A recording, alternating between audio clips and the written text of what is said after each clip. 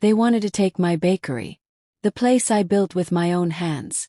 The judge, their college friend, laughed at me and said I was too old to understand modern business. I spoke 5 quiet words. Her smile disappeared like smoke. Everyone in that room stopped breathing. A nightmare was about to begin for those who lied to me. Before we go further, please subscribe to Granny's Voice and write in the comments what your favorite dessert is. I held the pen over the paper. My fingers shook a little. Not because I was scared. 'Cause I felt so happy. 25 years I spent building Sweet Dreams Bakery from nothing. Now I was giving half of it to my son and his wife. The lawyer, a kind man named Mr. Peterson, smiled at me across his wooden desk. "Mrs. Anderson, this is very kind of you," he said while stamping the papers. "Most parents don't do things like this." I looked at Michael, my son. He was 32 now. But I still remembered the little boy who helped me mix cookie dough in our tiny kitchen. "Family is everything," I told Mr. Peterson. "Nothing matters more than family." Rachel, Michael's wife, reached over and hugged me. Her arms felt warm. "We appreciate this so much, Mom." The papers looked important as Mr. Peterson put them in a brown folder. $600,000. That's what my bakery was worth. Michael and Rachel would get $300,000 in ownership. They deserved it, I thought. 8 years of hard work. Rachel managing the front counter. Michael handling the accounts. This was my gift to them. Their 7th wedding anniversary was coming next week. What better present than a future they could count on? "I've been planning this surprise for so long," I said as we all stood up. "You two have earned every bit of this." Rachel touched my cheek softly. Her hand was gentle. "You've always taken care of us, Mom. We love you." Outside, the spring sun was warm and bright. Birds were singing in the trees. My car sat next to Michael's new truck. They were doing well. I made sure Rachel earned good money. $75,000 every year. That's more than most bakery managers make. "Come to my house," I said. "I baked your favorites. We should celebrate together." They looked at each other in a strange way. Then Michael nodded with a big smile. "That sounds wonderful, Mom." The drive home took 20 minutes. I kept thinking about the signing. My heart felt so full. Like everything in my life had led to this perfect moment. My phone sat quiet in the cup holder. No calls from the bakery. No problems. Just a peaceful day that would end with a perfect dinner. My house, a small cottage I bought 10 years ago, looked pretty in the afternoon light. The kitchen table was already set with my best plates. I spent all morning cooking their favorite foods. Roasted chicken with herbs. Mashed potatoes with butter. Fresh green beans. Apple pie cooling on the counter. "You made so much food," Michael said, looking at everything. Rachel sat down without saying much. But she was smiling. That had to be good. I poured sweet tea into tall glasses. My hands didn't shake anymore. All those happy feelings turned into pure joy. "To our family," I said, lifting my glass high. "To getting what we deserve," Rachel said back. We all drank. The tea was cold and sweet. Everything felt right in the world. "I've been thinking about how this will work," I started while cutting the chicken. "We should make a plan together. Go through the bakery books. Make sure you understand everything about your half." Rachel's voice cut through my words like a knife. Her voice sounded cold and mean. I stopped cutting and looked up. "What did you say?" You think that's all we deserve?" My fork stopped in the air. "I don't understand." "It's a gift worth $300,000. Michael interrupted. His voice was hard and angry. "A gift? You've been using Rachel like a servant for 8 years. The word hit me like a slap. "Using her. Rachel, you know that's not true." "You gave us nothing," Rachel said. She wouldn't look at me. She stared at her tea glass. "I worked for pennies while you got rich. $75,000 is pennies." My voice got louder. I was confused and hurt. "That's twice what most bakery workers make." "For what she had to put up with," Michael said. He pushed his chair back. The sound was loud and harsh. "Yes, pennies compared to what you owe us." I looked at my son, searching his face for the boy I raised.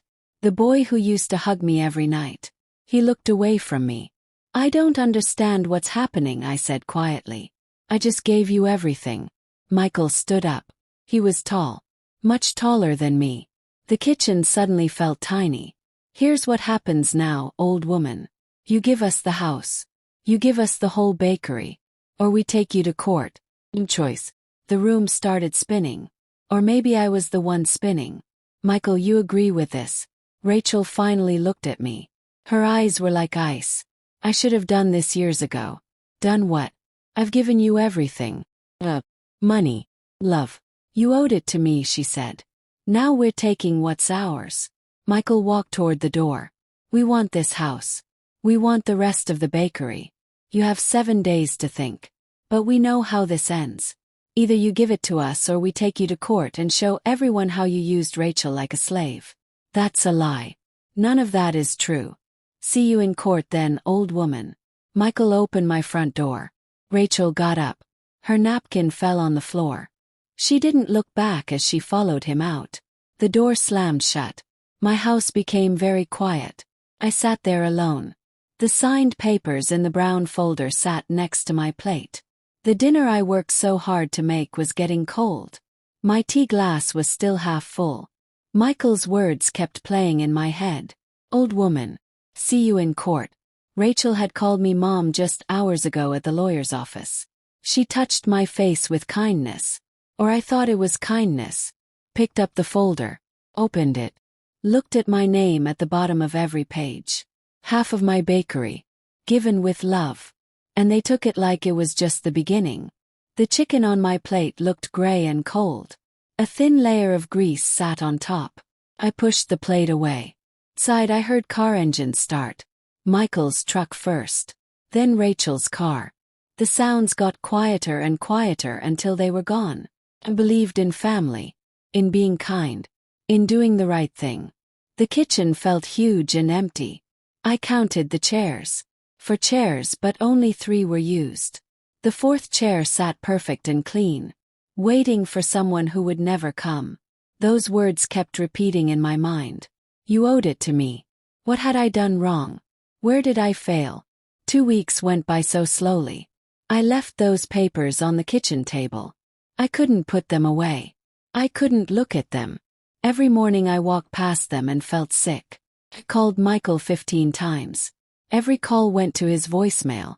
I sent messages asking to talk. To understand what happened. No answer. Just silence. Thick, heavy silence. My lawyer, Betty Thompson, told me to wait. Maybe they're just angry right now, she said on the phone. Give them some space. But I couldn't forget Michael's words. See you in court. That didn't sound like temporary anger. A man in a brown uniform came to my door on a Tuesday morning. I was looking at old photos of Michael as a baby, trying to find where I went wrong. The doorbell made me jump. Legal papers for Margaret Anderson, the man said. He held out a big envelope. Sign here, please. I signed my name. Took the envelope. Felt heavy.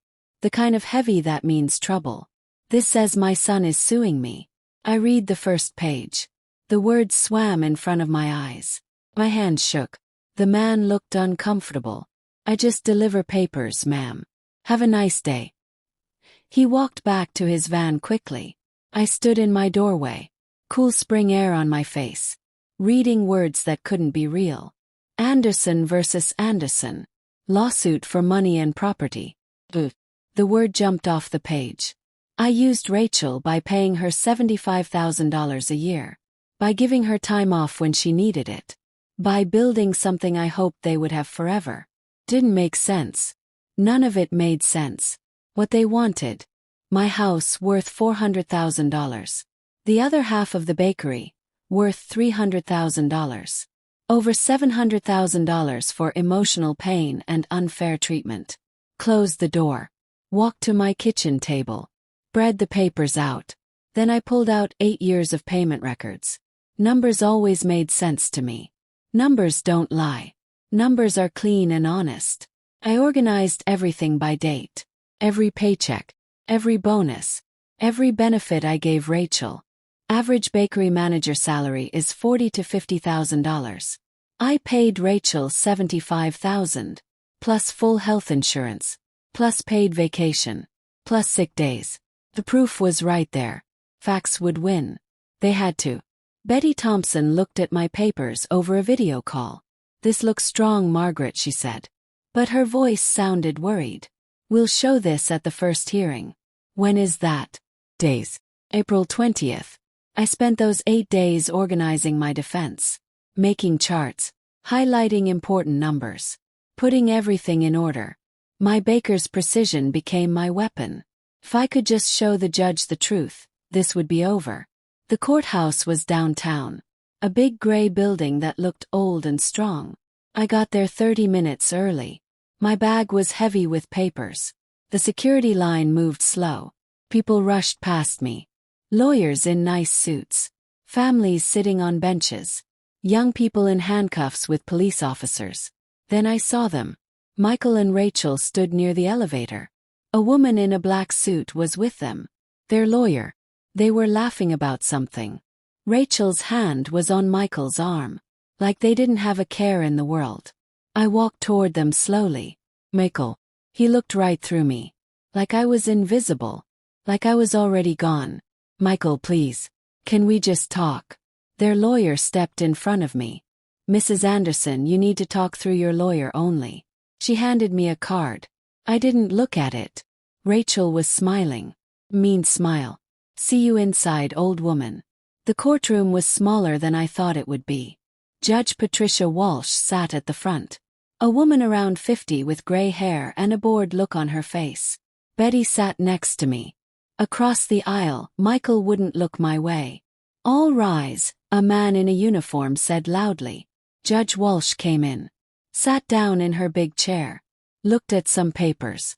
Anderson versus Anderson. Mrs. Anderson, she looked at me with disgust in her eyes. I've read your paperwork. Honestly, it's weak. Betty stood up quickly. Your Honor, if we could show the salary records.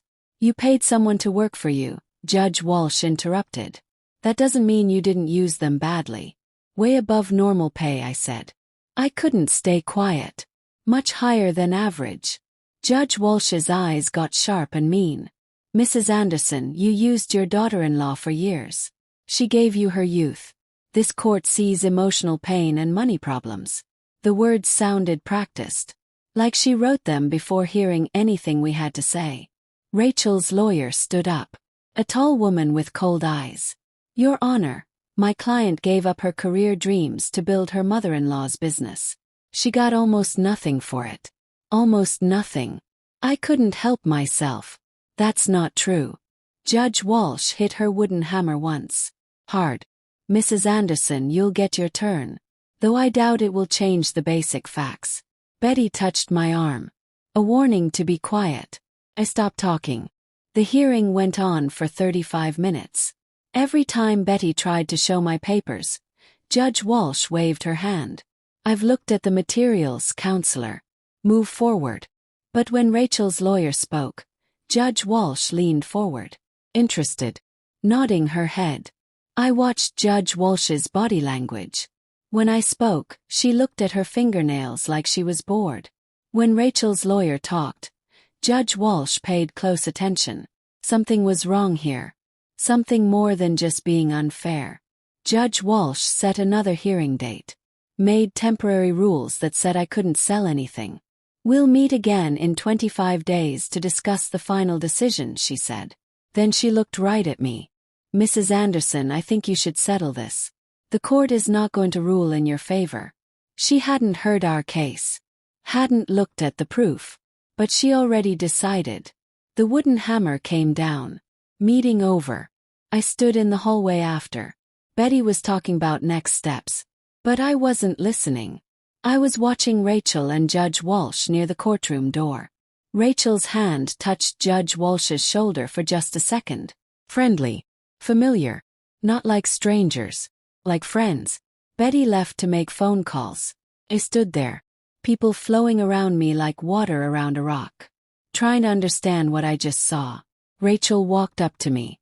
That mean smile still on her face. You look confused, old woman. The judge, I started. She didn't even look at my proof. Of course she didn't, Rachel laughed. She laughed out loud. Patricia is my friend from college. We go way back. Sorority sisters. You think you ever had a chance in there?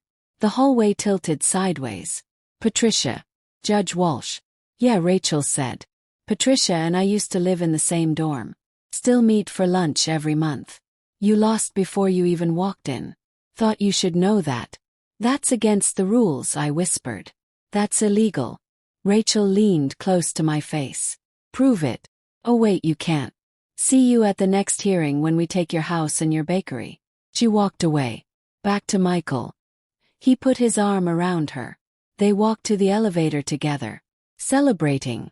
I made it to my car somehow. Sat in the driver's seat. Key in my hand but not starting the car. The parking lot emptied around me. Morning turned into afternoon. My phone kept buzzing. Messages from the bakery. Questions about orders. Problems with the ovens. I couldn't make myself care about anything. The legal papers sat in the passenger seat where I threw them. Rachel's words played over and over in my head. You lost before you walked in. She was right. I believed in fairness, in honesty, in showing the truth. But they built a trap long before that lawyer's office. Long before that dinner. And I walked right into it smiling. Carrying signed papers. Thinking I was being generous. The courthouse stood behind me. Big and gray and permanent. A symbol of a system I trusted my whole life. A system that was broken. But ruined by old college friendships and secret deals. I'd been a fool. Kind, generous, trusting fool. But something was growing inside me. Getting hard like ice forming on a lake. I sat there until the parking lot was almost empty. Until the afternoon sun started to set. Watching the spot where Michael and Rachel celebrated destroying me. They thought this was over. They were very wrong. I spent 4 days looking at old photographs. Michael at 4 years old, missing his front teeth and smiling so wide. At 9, winning the science fair while I clapped and cheered. At 15, awkward in his first suit. At 24, graduating from business school while I cried happy tears. I looked at each picture, searching for the moment he became someone else. Or maybe searching for the moment I stopped seeing who he really was. The photos gave me no answers. They never do. Those legal papers still sat in my car, untouched since the parking lot. I couldn't make myself bring them inside. They proved I was foolish. And I wasn't ready to accept that yet. On the 5th morning after court, I found myself in my office at home, staring at old bakery records. Not on purpose. More like habit. A baker's instinct when the world stops making sense. Numbers had always been my friends. Clean. Honest. Real. I pulled last year's monthly reports. Flipped through money logs without really looking. Just wanting comfort in familiar rows of numbers. Then something caught my eye. Supply payment October last year. Amount $4,300. Paid to Rachel. But I bought those supplies myself. I remembered because the delivery truck broke down and I had to pick everything up. My pen circled the line before my brain understood what I was seeing. I pulled more records. December bonus to Michael Anderson, $3,200. Not approved by me. I would remember approving that. February this year, another supply payment. Portland. Rachel hadn't gone to Portland. March, $4,500 in bakery equipment. No receipts attached. No equipment delivered. The pattern appeared like shapes in fog. Slowly becoming clear. Small amounts. Nothing big enough to notice during monthly checks. Under $5,000 each time. But frequent. Steady. On purpose. I spent the next week looking through every record from the last year and a half. Made spreadsheets tracking every strange payment. Built timelines. Drew maps. My office wall became covered with printed papers. Sticky notes. Highlighted lines connected by string. $39,000 over 12 months. Not huge. But stolen. And more importantly, proof they planned this. This wasn't sudden greed after my gift. This was a long plan. They'd been positioning themselves. stealing bit by bit, building reasons for their demands. The gift wasn't the start. It was the end of their plan. They studied me, learned my weak spots, my monthly review schedule, my trust in family, my focus on big patterns while missing the small cuts that added up.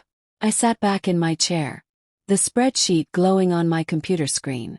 They hunted me, I said out loud to the empty room. This wasn't sudden. This was planned. The words echoed against family photos on the wall. Not a foolish mother. Not an idiot. But prey can become the hunter. The difference mattered because it meant this wasn't about me being wrong. It was about them being criminals. That changed everything. I needed a different kind of lawyer. Not Betty Thompson with her worry and gentle advice. Someone who knew about business fights. Someone who understood tracking stolen money. Research took 3 days. Linda Martinez's name came up over and over. Specialty fighting over businesses with money problems. Background worked as an accountant before becoming a lawyer. Current cost, $250 per hour. Expensive. But I wasn't looking for cheap. Martinez and Partners, a professional voice answered. I need a business lawyer, I said. Someone who understands tracking stolen money. What's your situation? Professional voice, no wasted words. Family business problem. But it's not what you think. I have proof of stealing going back 12 months. Short pause. That's different. When can you come see me? The drive to Linda's office took 35 minutes through city traffic. Her building was downtown. Glass and metal. The kind of place that costs a lot of money to rent. Her office on the 10th floor matched. Modern furniture. Law degrees from good schools. Wall of one cases. Linda Martinez was younger than I expected. Around 40. Sharp business suit. Face that showed kindness but stayed professional. I put a thick folder on her desk. Organized with tabs and colored highlights. She picked it up. Tested how heavy it was. Looked surprised. You made this yourself. I'm a baker. Was a baker. Still own the bakery for now. She spent 15 minutes reading while I waited. Her face changed from doubtful to interested to impressed. This is very good work, Mrs. Anderson. She closed the folder. But we have a problem. The half I already gave them. Exactly. Linda leaned forward. You gave ownership without any rules. Without tying it to good behavior or honesty. That makes things complicated. But I still own half. Controlling half. True. Linda's eyes were sharp. What do you want to do? Emergency partner meeting. Stop all profit payments. Start a full money check. Use my controlling half to force honesty. They'll sue immediately, Linda said. Say you're being mean. Hurting the business. Acting in bad faith. I know. I met her eyes. I'm counting on it. You're counting on being sued. They've been stealing from bakery money. A full check exposes that. Let them explain it in court. Linda studied me for a long moment. That's aggressive. Your son will be caught up in it. He is caught up in it. He did it. I'm just showing what already happened. Another pause. This will cost money. Get ugly. Are you sure? I thought about Rachel's mean smile in the courthouse hallway. Judge Walsh's dismissive wave. Michael looking through me like I didn't exist. Mrs. Martinez, they wanted to play money games with someone who built a business over 25 years. Yes, I'm sure. She nodded slowly. All right. I'll write up the meeting notice. You'll need to give it to all partners personally. Including Michael and Rachel. Including them. They have to know as partners. Can you do that? I stood up. Picked up my folder. I can do what needs to be done. Outside, walking through the business area toward the parking garage, I saw myself in a glass building. Barely knew who I was looking at. Thinner. Older. The past month carved lines on my face I didn't remember. But there was something else in that reflection. Focus. Purpose. The legal papers in my bag weren't wounds anymore. They were weapons. I had work to do. The week between meeting Linda and the partner meeting was all preparation.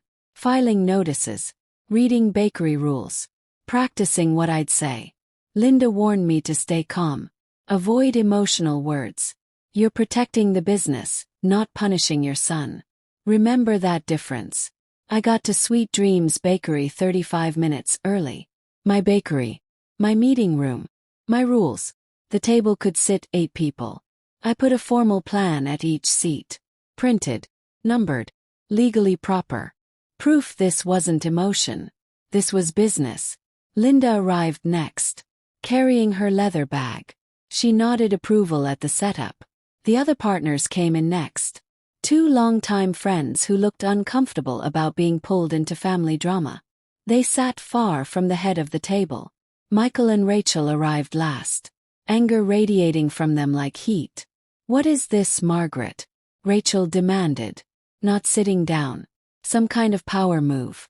Emergency partner meeting properly noticed per bakery rules. "Please sit. I don't take orders from you." Linda's voice cut clean and sharp. "Mrs. Anderson, as a partner, you're required to attend properly noticed meetings. You can participate or leave. But the meeting happens either way." Rachel sat down hard, glaring at me. "This is pathetic." Opened the plan. Kept my voice level. First item. I'm proposing we immediately stop all profit payments until we complete a full money check of the business. Rachel's hand slammed the table. The sound was loud. Everyone jumped except me. "You can't do that. As majority owner with half control, I can and I am." Michael leaned forward. His voice tried to sound warm. "Didn't work. Mom, this is you're hurting us financially." "Mr. Anderson," I didn't call him Michael. "If the bakery's money is clean, a check will prove that. Unless there's something you're hiding in those numbers." "Are you accusing us of?" Rachel started. "I'm proposing a money check. Normal business practice. All in favor." My half carried the vote. The 2 friends voted with me. They had to legally. Michael and Rachel's half meant nothing. For the first time since signing those papers, I felt control coming back. Rachel stood up fast. Chair scraping back loud. "Fine. Stop the profits. We'll see you back in court tomorrow." "That's your right. You think you're smart." Michael's voice was mean. "Using business rules against your own son. I think I'm doing my job as majority owner. Which, by the way, I became after giving half to you as a gift." Rachel's face turned red. "Worst mistake you ever made, old woman. We agree on something then." They left. The meeting room door slammed so hard the picture frames rattled on the wall. Linda started packing her things. That went as expected. "They'll file emergency papers within a day." "How fast?" "Tomorrow probably." She was hopeful. Rachel filed within 4 hours. The notice came by email that evening. Emergency motion claiming elder abuse. Mean punishment.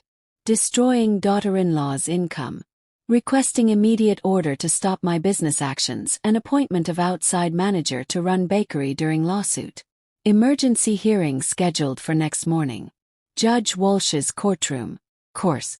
We arrived at the courthouse prepared. Linda had our response. The stealing proof. Bakery rules highlighted. Different emotional space for me this time.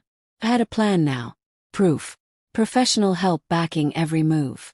Judge Walsh's courtroom felt smaller than I remembered. Or maybe I'd grown bigger. Less easily crushed. Rachel's lawyer painted me as mean mother. Using business ownership to punish her loving daughter-in-law. Judge Walsh nodded along, making notes. When Linda stood to show our proof, Judge Walsh didn't look up. "Your Honor, we have proof of stealing that directly explains Mrs. Anderson's business actions." "Counselor, this isn't a criminal trial. The motion is about elder abuse." "The 2 are connected," Linda said. "If Mrs. Anderson and Mr. Anderson were stealing from bakery money." Judge Walsh's wooden hammer came down sharp. "That's not relevant to this motion. Mrs. Anderson stopped money to punish her family. That's mean and abusive." Linda half stood. "With respect, Your Honor. Protecting business money from theft is neither mean nor abusive. Your objection is noted and rejected. The pattern here is clear. A mean mother using business ownership as a weapon." I watched Judge Walsh's face. No doubt there. No thinking. She decided before we came in. I'm granting the emergency motion. Judge Walsh continued. All actions taken by Mrs. Anderson about Sweet Dreams Bakery are stopped. An outside manager, Ms. Helen Chen, will take over running the business until the lawsuit is resolved. Linda tried once more. Your Honor, may I ask about Ms. Chen's background? She's a certified business manager with lots of experience. And her relationship to this court. Judge Walsh's face went cold. Are you suggesting something, counselor? I'm asking a proper question. She has no relationship to this court. Next case. The wooden hammer dismissed us. In the hallway, Linda was already on her phone. Angry. Professional calm cracking. I'm filing judge misconduct complaints. That was obvious unfairness. I pulled out my own phone. Searched Helen Chen, business manager. The results loaded. Helen Chen, married to Robert Walsh. Kept searching. Robert Walsh, married to Judge Patricia Walsh. Brother. Judge Walsh appointed her brother's wife.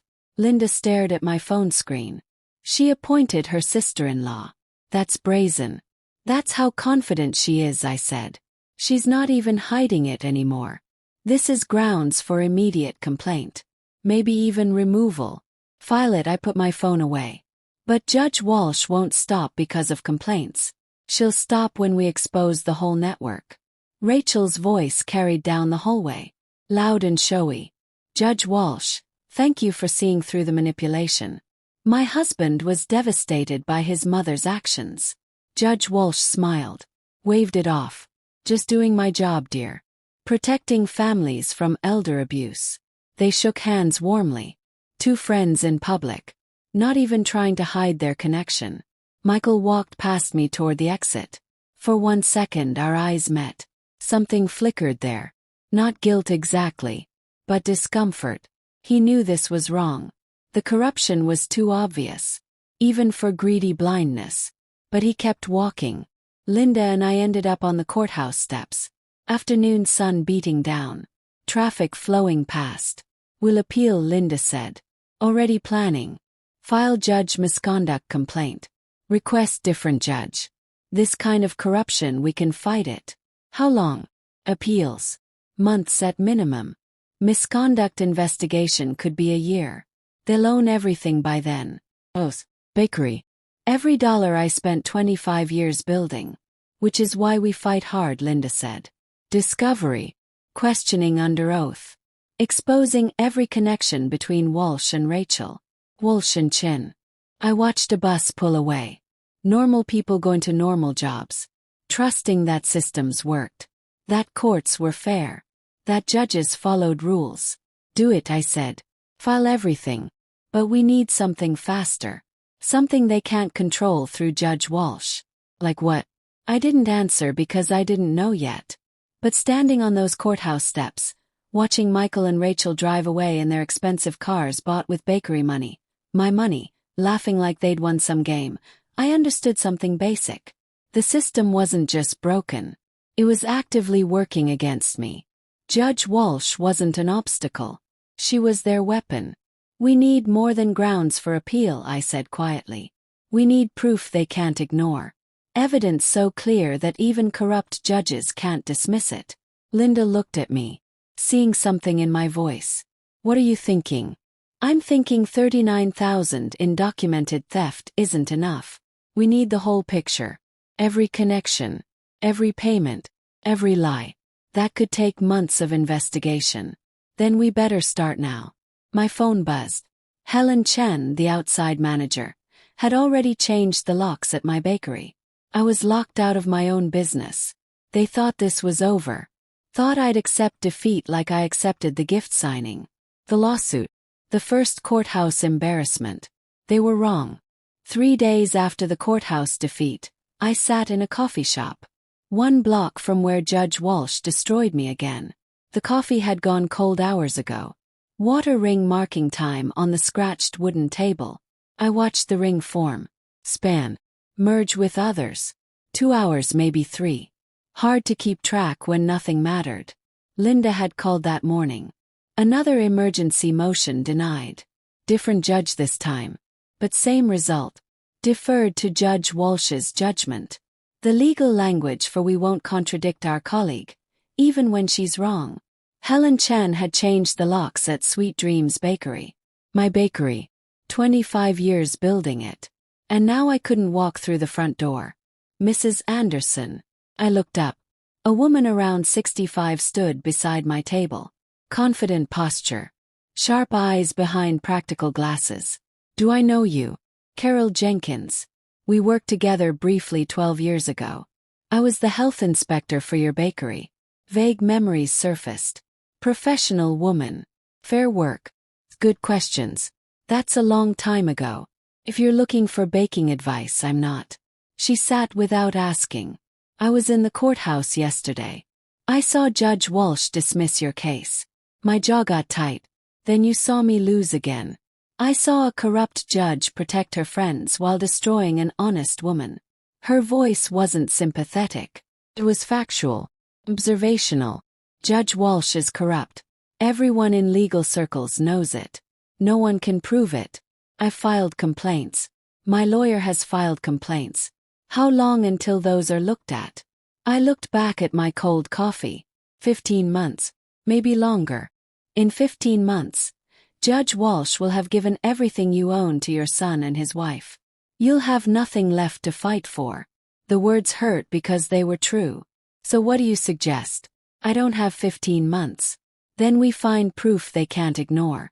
Proof that forces immediate action. Something in her certainty broke through the fog. Why would you help me? You don't know me. He paused. Studying me. Then, I know what it's like to lose everything to corrupt people who smile while they rob you. What happened to you? Business partners stole from my restaurant. When I discovered it, they used a corrupt lawyer to flip the case. Made me look like the criminal. I lost my restaurant. My reputation. 3 years of my life fighting it. I'm so sorry. Don't be sorry. Be smart. Her voice got sharp. I learned how they work.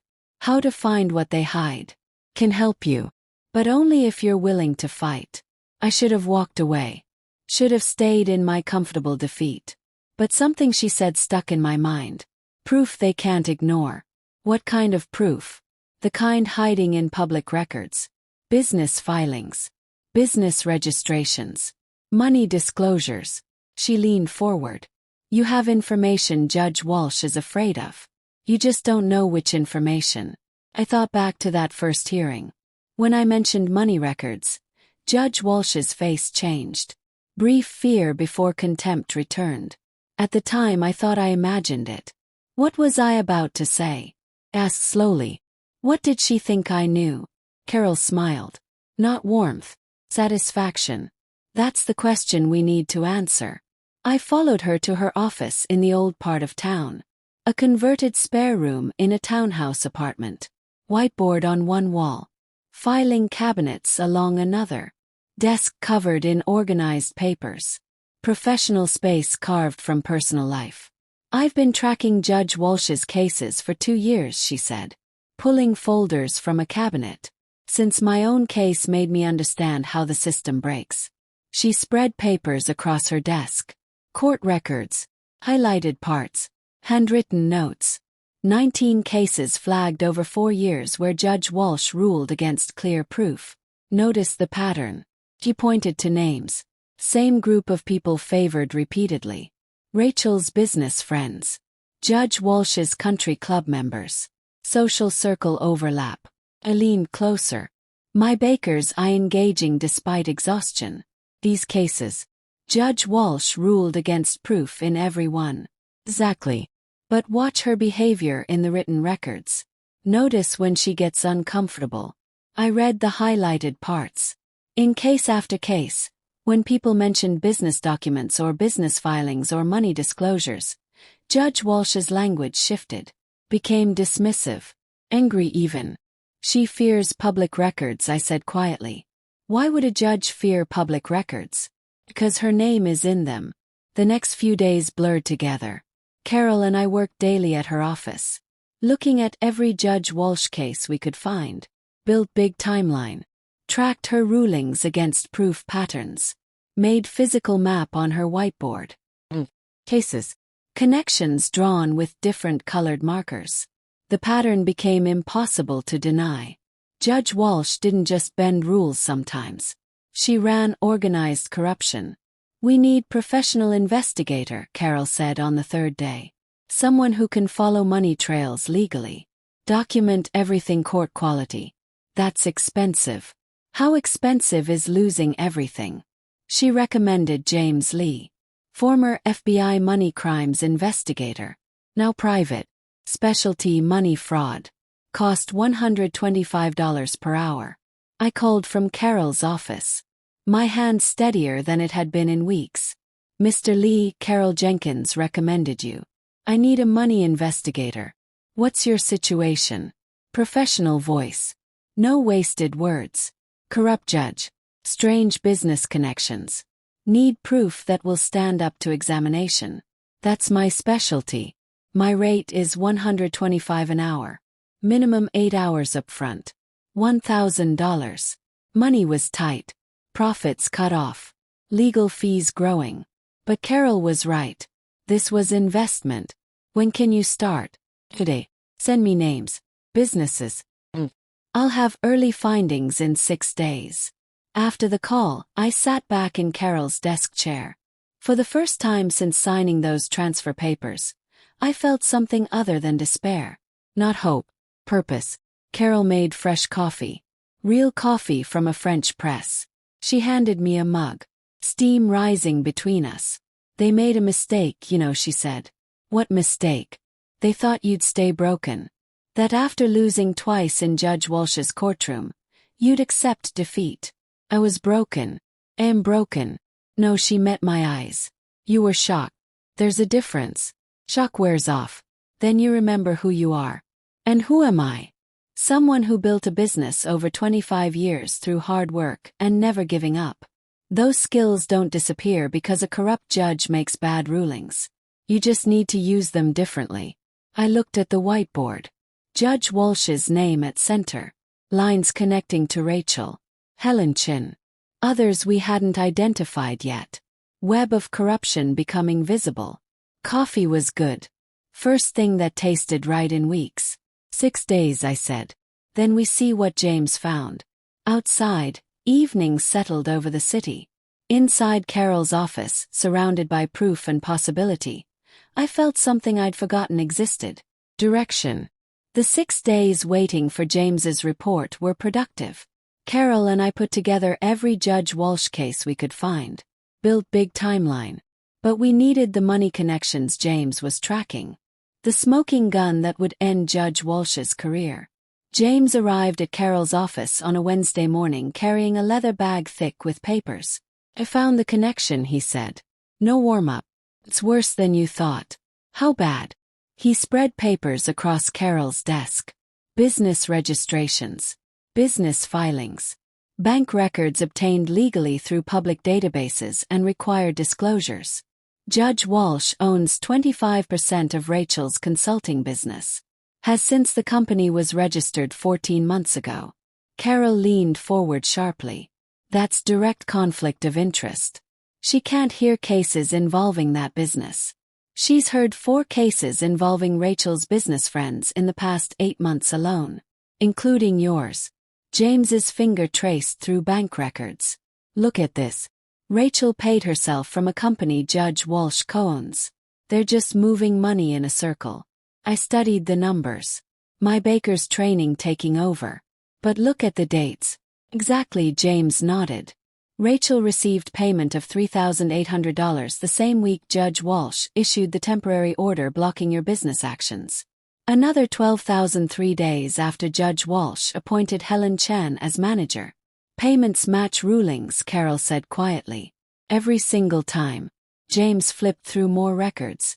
$71,500 over 18 months. That's not consulting fees. That's bribery disguised as business income. The proof was overwhelming. Judge Walsh's ownership hidden under fake company name. But business records showed her as real owner. Public records legally obtained. Court quality proof. "This ends her," I said. "Judge Walsh's career is over. We spent the next 2 days putting together big proof package. Business registrations showing Judge Walsh's ownership. Bank records showing payments to Rachel. Timeline matching payments to my case events. List of other cases Judge Walsh ruled on involving Rachel's business friends. Everything sourced legally. Everything provable. Linda joined by video call to review plan. This is amazing proof. We file with Judge Conduct Board immediately.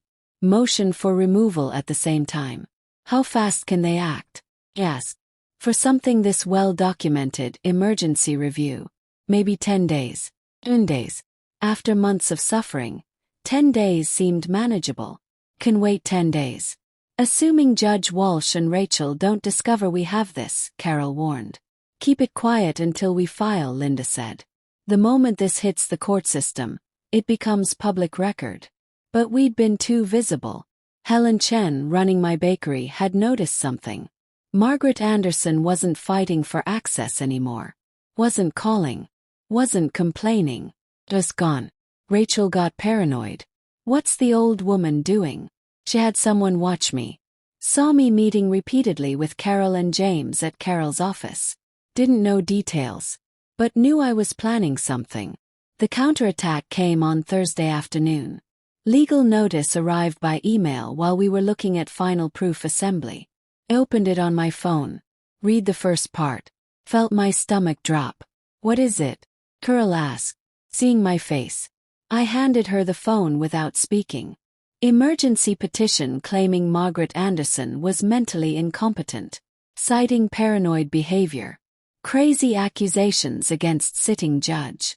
Inability to manage money. Requesting immediate psychiatric evaluation and temporary guardianship, giving Michael and Rachel control of all my assets including my house. Judge Walsh had already granted emergency hearing. Ordered evaluation scheduled for next week. They're trying to declare me insane. I couldn't process it. Carol read quickly. Jaw tightening. This is desperate move. They're scared. Doesn't feel like desperation. Feels like they're winning.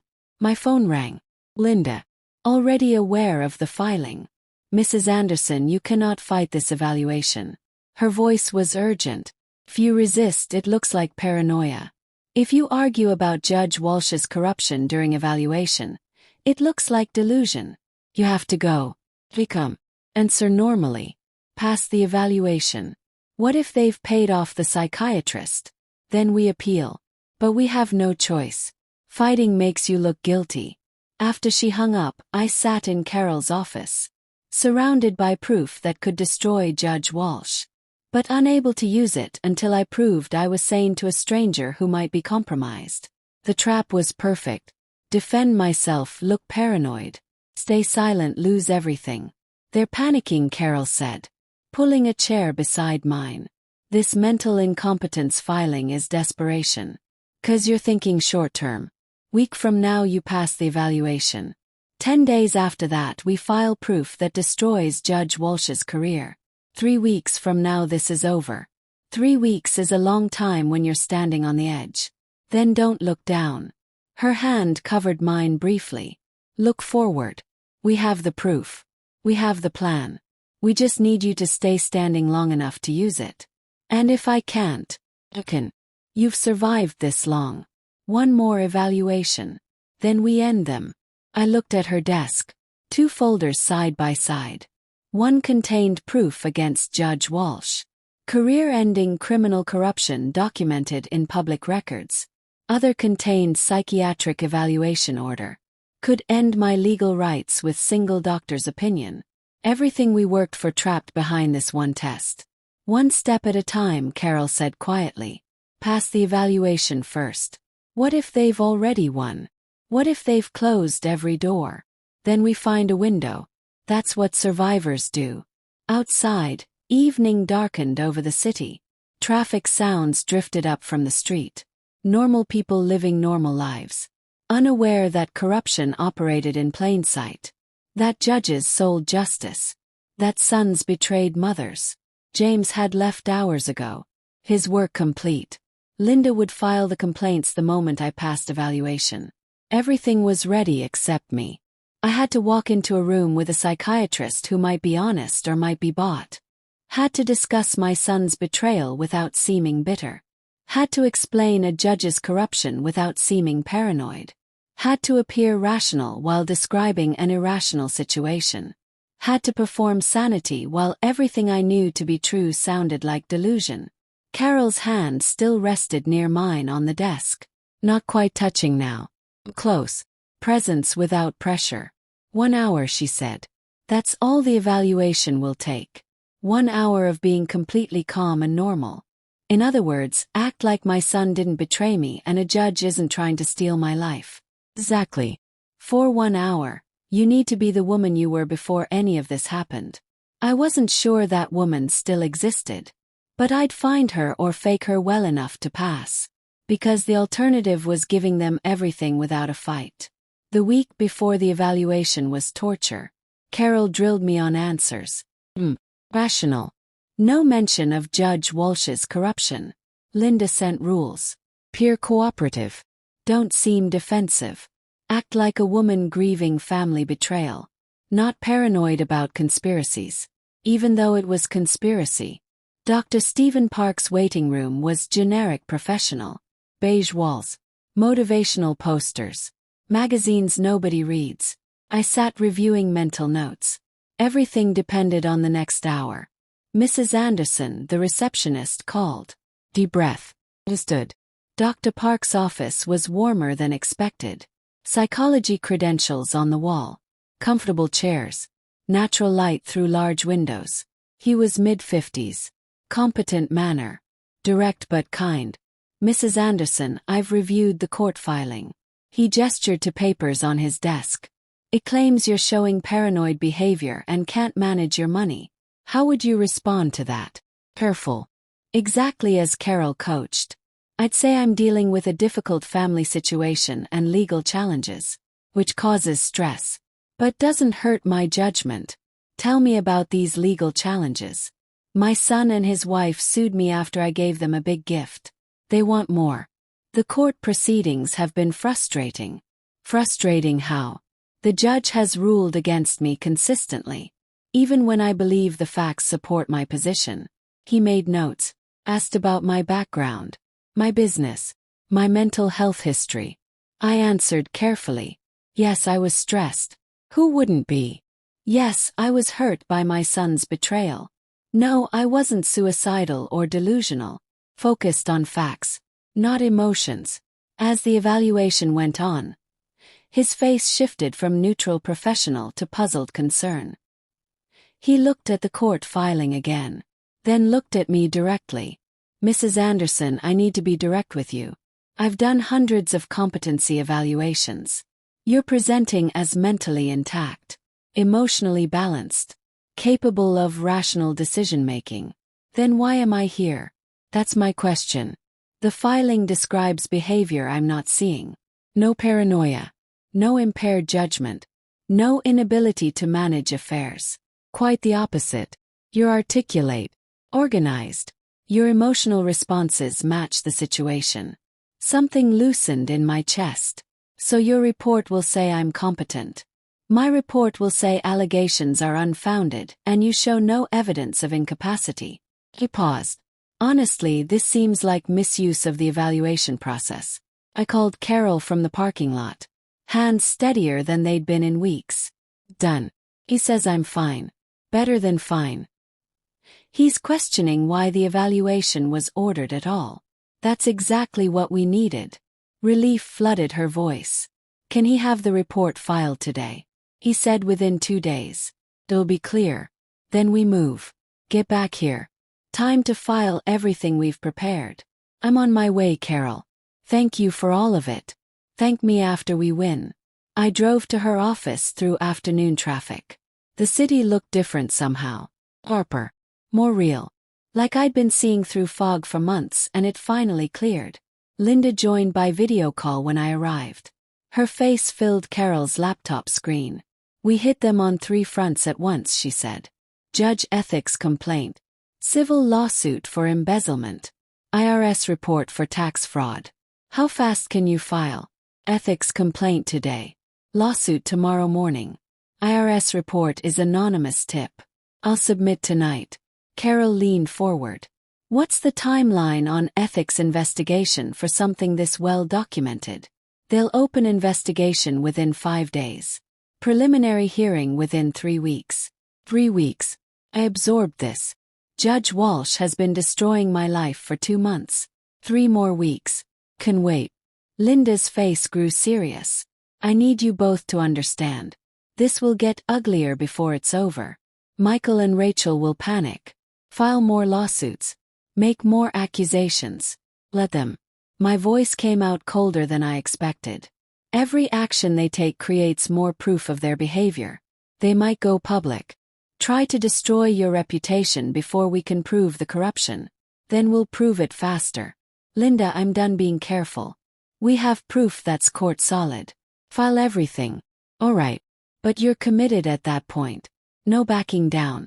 I've been committed since the moment they betrayed me. After Linda signed off, Carol and I worked late. Finishing papers. Coffee went cold in our cups. City lights appeared in the window as afternoon became evening. The conversation shifted. Became personal in the quiet spaces between planning.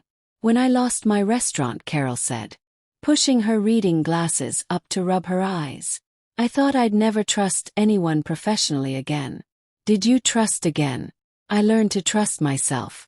To trust proof and documentation rather than promises.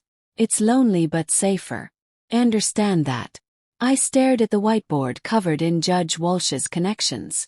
After Tom died, my husband, I stopped letting people close. Built walls without realizing it. Are the walls still there? Some of them. I met her eyes. But working with you these past weeks, it's different. I'm not alone in the fight. No, you're not alone. The moment stretched. Not quite romantic. But something shifting between us. Partnership becoming something more.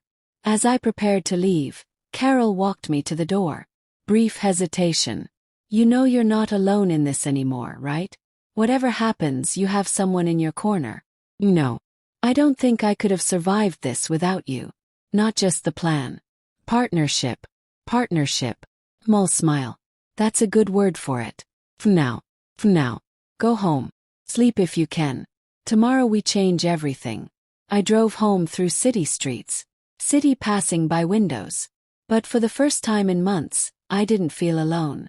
Tomorrow we filed everything. Tomorrow the real fight began. That night I slept better than I had in months. Not because the fight was over, but because I was finally fighting back on my terms. The next morning, Carol and I gathered at her office. Linda appeared on video call. Her face serious but anticipating. Ready? She asked. Once I file, there's no pulling back. File it. Her finger hovered over her mouse. Then click. Ethics complaint submitted. Judge Conduct Board will have it within the hour.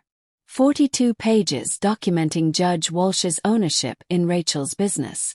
71,000 in payments. Timeline of 19 bias cases. Business records. Bank statements. Everything carefully sourced and footnoted. Civil lawsuit. Carol prompted. Another click. Filed. Michael and Rachel will be served tomorrow. And the IRS tip. Anonymous form submitted last night. It's in their system. 3 weapons launched at once. Then we wait, I said. And prepare for retaliation. The next few days crawled by. Linda explained the timeline. Judge Conduct Board would review the complaint. Verify it met filing requirements. Then notify Judge Walsh and open preliminary investigation. Civil lawsuit would be served within 2 days. RS moved slowly. But the report was logged. Carol and I watched news. Checked court filings constantly. The waiting was worse than previous defeats because now we were vulnerable to retaliation. 4 days after filing, Judge Walsh received formal notice from the Judge Conduct Board. Named in ethics complaint alleging money conflicts of interest. Bias and corruption. Must respond within 25 days. Preliminary investigation opened immediately given proof quality. I imagined her in her office reading the complaint. Realizing it was thorough. Had her money records. Rachel's payments, everything. Seeing my name as person complaining. Her anger must have been volcanic. A week after the filings, I had to appear for routine scheduling hearing on a different matter. Judge Walsh was still technically assigned to my case, though that would change. Linda came with me. In the courthouse hallway before the hearing, Judge Walsh approached. Break of protocol. But she was beyond caring. Other people were present, but she spoke loud enough for me to hear. Quiet enough for deniability. Mrs. Anderson, you're making serious accusations against a sitting judge. Old Margaret would have stayed silent. Intimidated. New Margaret looked her directly in the eyes. I filed a complaint with proper authorities. That's my legal right. Judge Walsh stepped closer, invading my space. Physical intimidation. You're playing with fire. People who accuse judges sometimes lose more than lawsuits. I didn't step back. Held my ground. Your Honor, if there's an ethics concern, that's between you and the conduct board. Not me. We'll see what they find. Baseless accusations have consequences. I raised my voice slightly. Not shouting, but clear and audible. Creating witnesses. I have full confidence the board will review the proof objectively and reach proper conclusions. Translation clear. I have proof and threatening me just creates more evidence. Other lawyers in the hallway had noticed our interaction. Judge Walsh realized her mistake. Confronting me publicly showed concern. Maybe guilt. She tried to recover. We'll see what the board decides. But her voice lacked conviction. I turned. Walked back toward the courtroom. Small crowd of lawyers and people pretending not to have watched. But they watched. Word would spread. That was either very brave or very reckless, Linda whispered. Probably both. But I'm done being afraid of her. Same week, Michael and Rachel were served with civil lawsuit. Allegations. Embezzlement. Fake expenses. Demanding 18 months of money disclosure. Rachel's panic was immediate. She called a lawyer. Not the one who filed their first suit. They needed a specialist now. The lawyer reviewed the lawsuit. Saw it was well written. Proof supported. Told them what they already knew. This is serious. Money disclosure will reveal everything. If you took money improperly, it's going to come out. Rachel's response was predictable. More aggression. They hired a different lawyer this time. Aggressive fighter known for scorched earth tactics. Within a week, she filed countersuit. Margaret Anderson allegedly interfering with business operations. Defaming Rachel and Michael with baseless accusations. Causing severe emotional distress. Demand $400,000 in damages. Desperate move trying to bury me in legal fees. Make me back down. But also strategic mistake. Every counterclaim created discovery opportunity. Linda reviewed the countersuit over video call. Weak. Typical intimidation tactic. But it will be expensive to defend. How expensive? Another $15,000 minimum. Maybe more if it goes to trial. I absorbed this. Money was tight. Bakery income still cut off. Legal bills growing. How much have I already spent on you? About $26,000 since I took the case. That was most of my liquid savings. Irene's hand touched my arm. But you're not stopping. Well, we finish this. The countersuit is desperate, she said. Means we're winning. Doesn't feel like winning. Feels like drowning in legal paper. That's their goal, Linda said. But every claim they make creates discovery opportunities. We can demand their money records. Question them under oath. Force them to answer questions. How long until Judge Walsh's preliminary hearing? 2.5 weeks. Judge Conduct Board moves fast when proof is this clear. 2.5 weeks. Can last that long. We all can, Carol said quietly. That evening, back at Carol's office, I stood at the whiteboard where our investigation timeline was mapped. Judge Walsh's preliminary hearing scheduled for 2.5 weeks out. Michael and Rachel's response to lawsuit due in 12 days. RS audit might take months. But it was in motion. Everything was active now. No more waiting. No more defense. I turned to Carol. They think filing a $400,000 lawsuit will scare me into backing down. Will it? I've already lost my business, my son, my savings. They can't threaten me with losing what doesn't exist. But I can take back what they stole. 2.5 weeks until Judge Walsh faces the board. Then we see if the system can still work. Proof still matters. Has to. Otherwise nothing means anything. It will. My finger traced the timeline forward on the whiteboard. Have to believe that. 2.5 weeks until consequences began. 2.5 weeks until we learned if justice still existed. Those weeks were a blur of questioning under oath. Document request. Legal maneuvering. Michael and Rachel's aggressive lawyer filed motion after motion, trying to delay, deflect, overwhelm. But Linda matched them filing for filing. And the Judge Conduct Board worked independently, immune to Rachel's tactics. I was at Carol's office when Linda called. Happened, she said. Judge Conduct Board suspended Judge Walsh pending investigation. She's off the bench effective immediately. The news hit like electricity. Judge Walsh, who seemed untouchable 2 months ago, was now suspended. All her cases being reassigned. Who gets my case? Judge Thomas Rivera. 18 years on bench. Reputation for fairness. No connection to Judge Walsh or Rachel. An honest judge. I'd forgotten what that looked like. First hearing in 4 days. Those 4 days felt longer than the previous 2.5 weeks. Carol and I reviewed everything. Proof of embezzlement. Rachel's unreported income. Timeline of Judge Walsh's bias. But now presenting to someone who would actually read it. Different strategy entirely. Not fighting corruption. Presenting facts to someone who cared about facts. Judge Rivera's courtroom felt different immediately. Professional. Focused.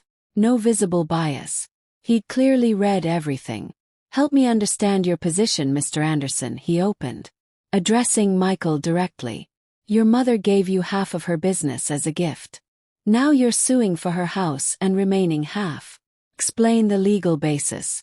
Michael tried his manipulation tactics. Emotional appeals. Attacking my character. Rivera cut him off. That's not an answer to my question. Legal basis, counselor. Michael's lawyer struggled. Without Judge Walsh's bias, the case was naked. We see a gift. Documented salary above market rate. No evidence of unfair treatment, Rivera noted. I see following lawsuit. Temporary orders from Judge Walsh now under ethics investigation. Help me see what I'm missing. Silence. They had nothing.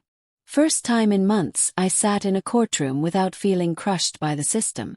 Same week, Rachel received an IRS audit notice. James Lee's tip had triggered investigation of her unreported consulting income. IRS wanted documentation of all business income from the past 2 years. The $71,500 in consulting fees from Judge Walsh's co-owned business. Never declared. Tax liability about $24,000 plus penalties. More critically, deliberate tax evasion was a federal crime. Prison time. Linda called Rachel's lawyer with an offer. Your clients withdraw all claims. Return half ownership. Pay Mrs. Anderson's legal fees. $22,000. In exchange, we don't pursue criminal embezzlement charges or cooperate with IRS prosecution. That's extortion. That's negotiation. Your clients committed documentable crimes. We're offering them escape from prison. That evening my phone rang. Michael. First contact since the courthouse months ago. Mom, can we talk? Just the two of us. I agreed to meet at a coffee shop downtown. Neutral territory. Public. He arrived looking broken. Weight loss. Dark circles under eyes. Visible stress. His voice shook. It was all Rachel's idea. She convinced me you owed us. That you'd been using her. I know now I was wrong. I'm so sorry. His tears seemed genuine. I listened without interruption. When he finished, my response came measured and cold. Michael, you're 32 years old. You're not a child who was manipulated. You made choices. You signed legal documents. You stood in court and watched Rachel attack me and you said nothing.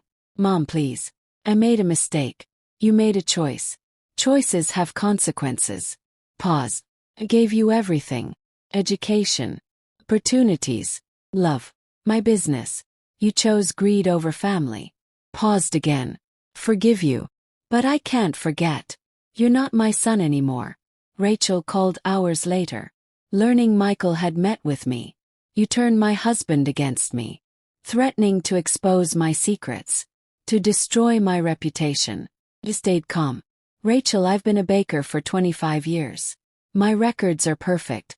My business dealings are documented. I have nothing to hide. Then, you however have $71,000 in unreported income and embezzlement charges pending. Threaten me all you want. Changes nothing. Week later we returned to Rivera's courtroom. Preliminary ruling hearing. Rivera announced, based on proof reviewed, I'm inclined to dismiss plaintiff's claims against defendant Anderson. Transfer of business ownership appears to have been a gift with no legal obligation for additional transfers. I'll issue formal ruling within a week. Michael and Rachel sat defeated. Their lawyer had no response. Outside courthouse, Carol and I stood on the steps. Same steps where I'd stood devastated weeks ago. But now, Linda beside us. Victory visible. Carol's hand found mine. You did it. We did it. I squeezed her hand. But it's not finished yet. One more hearing. One final ruling. 6 days away.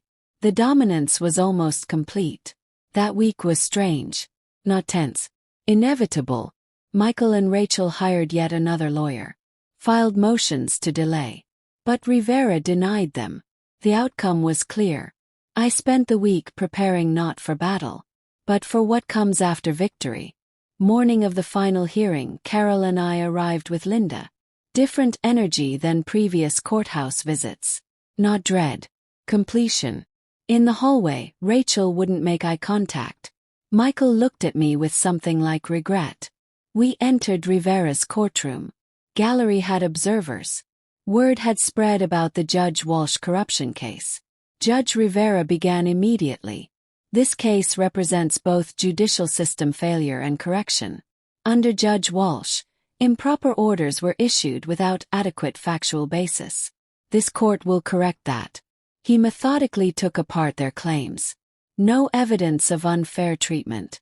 Salary records showed above market pay. Gift was voluntary. Documented. No strings attached.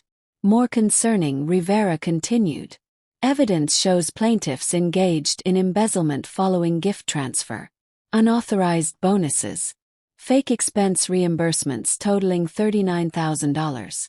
This bad faith conduct voids the original gift transfer under state law. His wooden hammer hit once. The half ownership transfer is hereby declared null and void. Full ownership returns to defendant Anderson. He addressed Rachel directly. Mrs. Anderson, you failed to report $71,500 in business income to IRS. This court cannot impose criminal penalties. But IRS has assessed tax liability of $36,000 including penalties. Additionally, plaintiffs are ordered to pay defendants' legal costs. $22,000. Rivera added one final note. State Judge Conduct Board issued ruling yesterday about Judge Patricia Walsh. She is suspended from judicial duties for 2.5 years with prohibition on holding judicial office during that period. Her money conflicts of interest constituted serious ethical violations. Rachel's lawyer attempted objection. Your Honor, we intend to appeal. That is your right. However, I'm confident appeals court will find my ruling well supported by proof. This matter is concluded. The wooden hammer fell. 5 months of warfare ended. I sat still, absorbing finality. Carol's hand touched my shoulder from the gallery row behind. Outside, Rachel stormed off in fury. Michael lingered. Just one word loaded with years. Stop. Turn. Gave him a chance. I know you'll never forgive me. I just want you to know I understand now what I threw away. Sorry. My response came measured. Not cruel. Michael, I gave you every advantage. You chose greed over integrity. I do forgive you. But forgiveness doesn't erase consequences. You're not my family anymore. You'll find your way.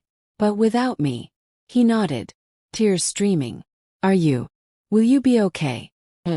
Better than I've been in years. He saw Carol beside me. Understood. I'm glad you have someone. He walked away. My son, now a stranger, felt sad, but also free. Carol linked her arm through mine. Ready to leave. Let's go home. 1 week later I signed papers selling Sweet Dreams Bakery to Golden Crust Bakery for $680,000. After 25 years building the bakery, I walked away in an afternoon. Felt no regret. The bakery represented old life. Betrayal. Time for something new. Carol and I filed paperwork for Anderson Jenkins Elder Financial Protection. Consulting business helping elderly business owners protect themselves from family money abuse. Using our combined knowledge. Not about making fortune. About preventing others suffering. Our scars becoming their shields. Through my professional network, I heard what became of Rachel and Michael. Divorced within 3 weeks of final ruling. Rachel's consulting business collapsed when forced to sell Judge Walsh's stake. Working now in retail. Bitter and broke. Michael couldn't find work at major businesses. Reputation damaged. Junior accountant at small company. Salary $38,000. They each got what they pursued. Isolation and money struggle. I felt no satisfaction in their suffering. Just quiet acknowledgement that justice occurred. Late July evening, Carol and I sat on my back porch. The house they tried to take. City sunset visible. City lights beginning to glow. Wine glasses. Comfortable silence. You know what's strange, I said. I gave them everything. And they wanted even more. Wanted to take what I didn't offer. Some people can't appreciate gifts. They only understand taking. Do you think he really regrets it or just regrets getting caught? Carol considered. Does it matter? Either way, he lost his mother. That's consequence enough. I almost gave up multiple times. But you didn't. You fought. You won. We won. I couldn't have done it alone. She leaned against my shoulder. You're not alone anymore. You won't be again. Smiled. First genuine smile in months. No, I won't be. We watched the sunset together. Not happiness exactly. Too much pain for that. Peace. Justice. Partnership. 5 months ago I said quietly. I sat in this house thinking my life was over. What do you think now? That maybe it's just beginning. The city lights grew brighter as evening deepened. Carol's hand rested in mine. New business launching next week. New partnership formed. Old wounds healing. Those scars would remain. I'd learned that justice exists, but requires fighting for. That family means nothing without integrity. That being right isn't enough. You have to stand up for what's right. And that even at 68, after betrayal and loss, life could begin again. The story ended not with triumph, but with quiet restoration of dignity. And that was enough. If you like this story, please like this video. Subscribe to Granny's Voice. And share your thoughts about this story in the comments.